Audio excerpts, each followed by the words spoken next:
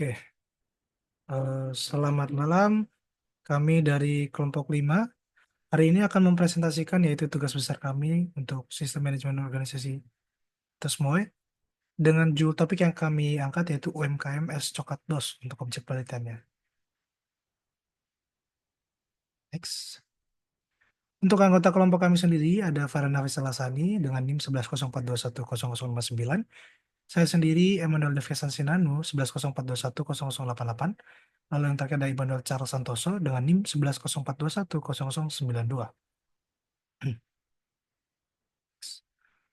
Adapun topik pembahasan yang akan kita bahas di presentasi kali ini yaitu terkait nomor 1 itu adalah latar belakang, nomor 2 itu ada model value chain, nomor 3 itu ada model SWOT dan TOWS, dan nomor 4 itu ada struktur organisasi, dan terakhir ada RACI Matrix.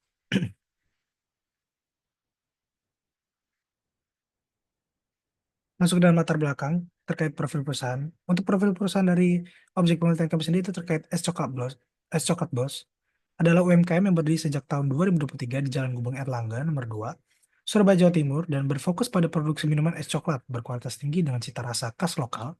Menggunakan bahan coklat pilihan dari produsen lokal, Es Coklat Bos sendiri menawarkan berbagai varian rasa favorit seperti original, coklat karamel, coklat susu, dan coklat tiramisu yang dipadukan dengan resep tradisional dan teknik modern untuk menghasilkan minuman yang nikmat, segar, dan manis. Dengan kemasan yang praktis dan menarik, es coklat bus ini tidak hanya menjadi pilihan minuman yang menyegarkan, tapi juga cocok untuk oleh-oleh. Next. Lalu masuk ke dalam visi misi dari perusahaan untuk atau UMKM es coklat bus. Divisi mereka memiliki visi yaitu terkait menjadi brand minuman es coklat terkemuka yang dikenal dengan kualitas yang rasa otentik dan inovatif, serta berkontribusi dalam pemberdayaan masyarakat lokal dan perkembangan ekonomi di sekitar Surabaya. Untuk misi dari es coklat Boots sendiri, yaitu pertama ada menghadirkan minuman es coklat yang terbuat dari bahan coklat pilihan dan diproses dengan resep terbaik, mengembangkan varian rasa yang beragam dan inovatif, mendukung perekonomian lokal serta bekerja sama dengan berbagai pihak dalam komunitas, berkomitmen untuk selalu memberikan pelayanan terbaik dan produk berkualitas yang tinggi. Next.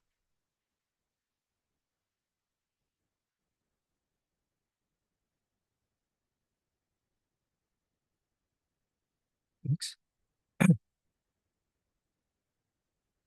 Oke, masuk ke dalam masih di latar belakang terkait sumber daya dan omset UMKM.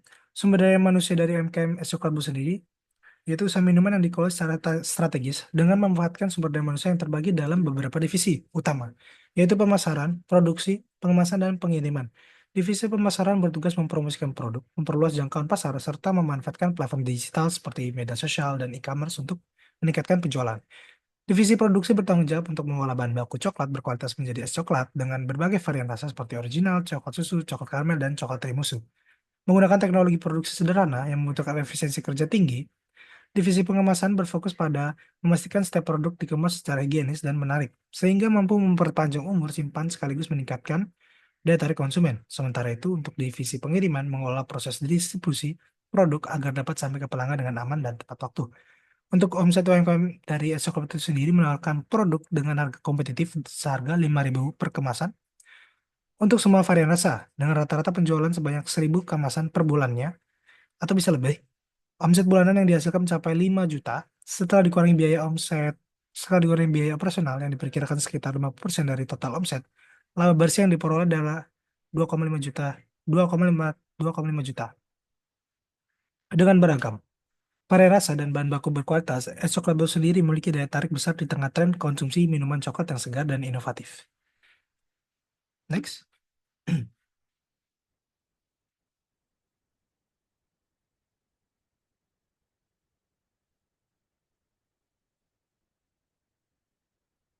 Next.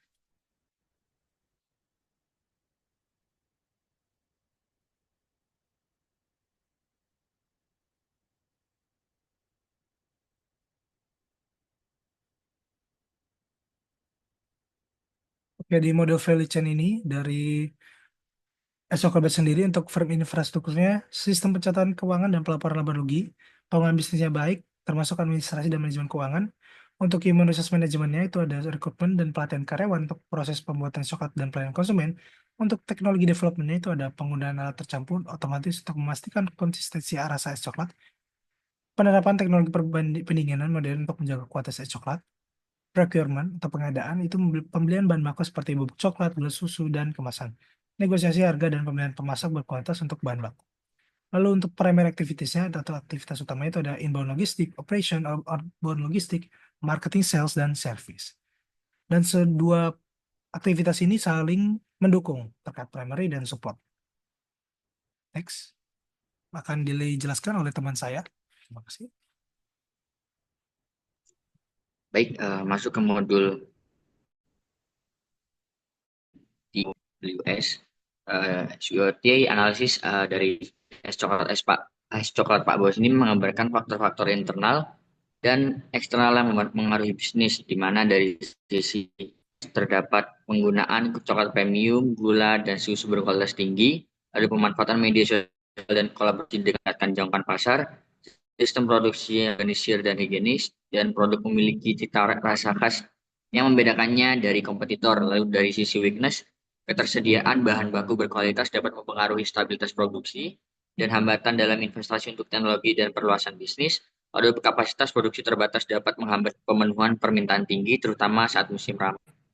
Lalu pada opportunities, terdapat minuman coklat populer di berbagai kalangan, dari anak-anak hingga dewasa, lalu ada potensi besar untuk menjual melalui platform e-commerce atau aplikasi pesan antar, dan kolaborasi dengan reseller atau mitra di berbagai daerah untuk memperluas distribusi.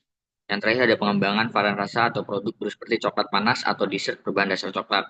Lalu pada bagian treats-nya terdapat banyak kompetitor lokal maupun brand besar yang menjual produk serupa.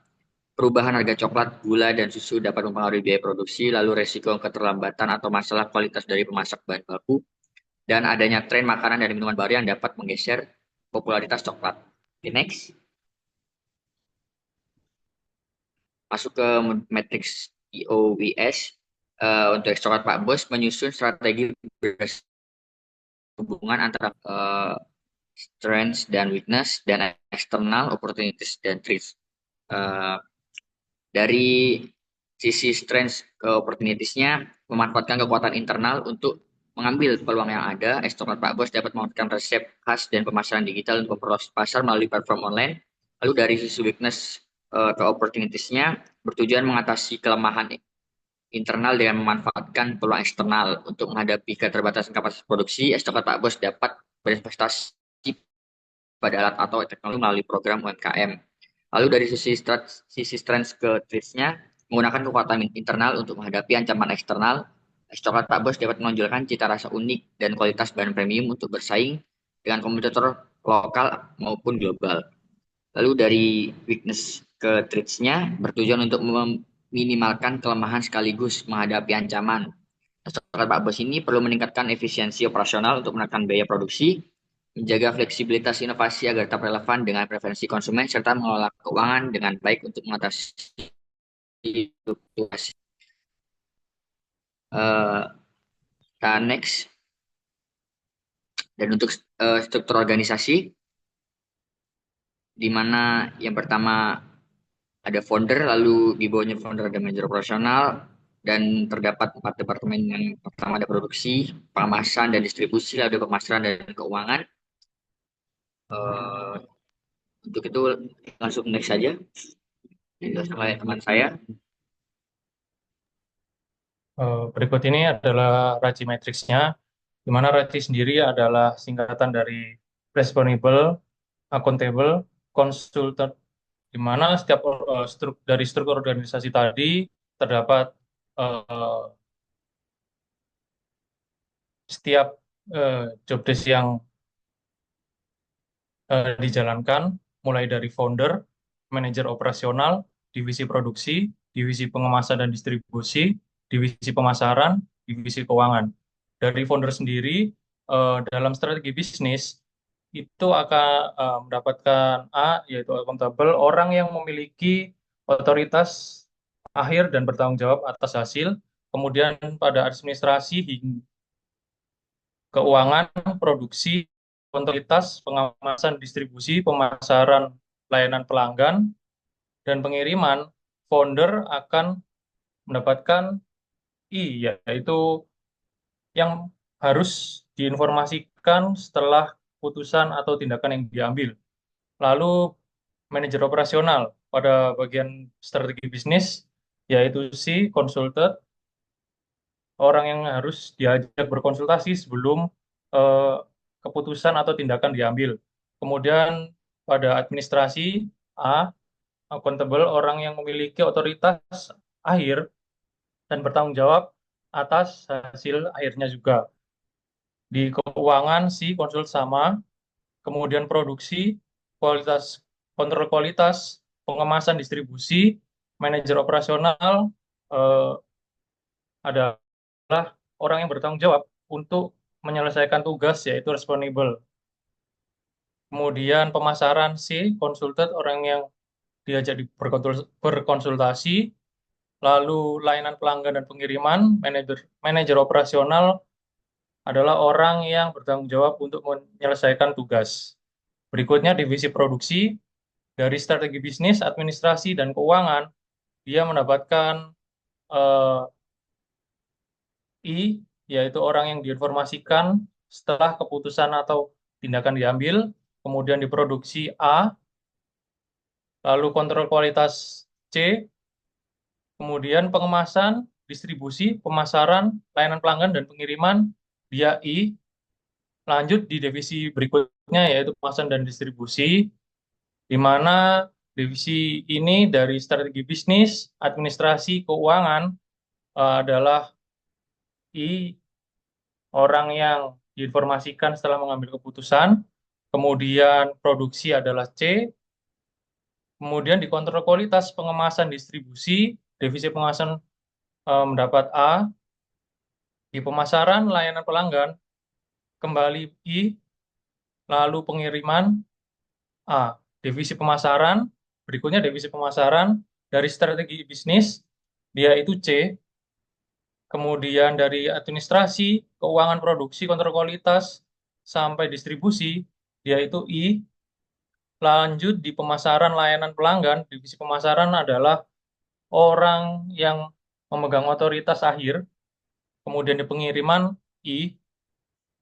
Di divisi keuangan, divisi terakhir, eh, dari tugas strategi bisnis, divisi keuangan itu I, dari segi administrasi R, dari segi keuangan, tugas keuangan A, dari tugas produksi, kontrol kualitas, pengemasan, distribusi I, kemudian pemasaran dia C, lalu pelayanan pelanggan dan pengiriman, divisi keuangan itu I.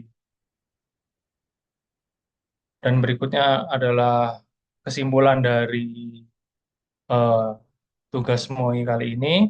Es coklat Bos memiliki potensi besar untuk berkembang melalui keunggulan cita rasa khas, bahan khusus baku berkualitas, dan strategi pemasaran digital. Struktur organisasi yang sederhana dan fokus pada efisiensi operasional mendukung keberhasilan pengelolaan setiap divisi. Analisis SWOT dan TOS memberikan panduan strategis untuk memanfaatkan peluang besar, seperti tren tantangan, termasuk kapasitas produksi yang terbatas dan persaingan pasar. Dengan pemanfaatan teknologi dan pengelolaan SDM yang tepat, es coklat Bos dapat meningkatkan daya saing, omset, dan keberlanjutan bisnis. Eh, itu saja dari kelompok 5 kami. Apabila ada salah kata, mohon dimaafkan. Assalamualaikum warahmatullahi wabarakatuh.